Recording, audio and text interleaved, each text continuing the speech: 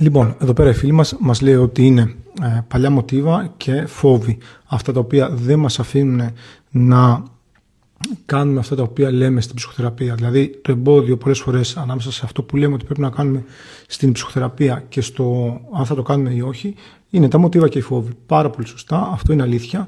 Θα προσθέσω ότι είναι και οι πεποιθήσεις μας. Δηλαδή, όλοι έχουμε ένα σακίδιο πεποιθήσεων που φέρνουμε μαζί μας στην ψυχοθεραπεία, που είναι οι προσωπικές μας πεποιθήσεις και προκαταβάλουμε μερικές φορές το τι δουλεύει και το τι δεν δουλεύει. Άρα, πολλές φορές είναι και στο πόσο ανοιχτό είναι ένα άτομο. Όταν του λέει ο ειδικός ότι αυτό το πράγμα δουλεύει, υπάρχουν επιστημονικά data, γίνεται με αυτόν τον τρόπο, γίνεται έτσι, έτσι και έτσι.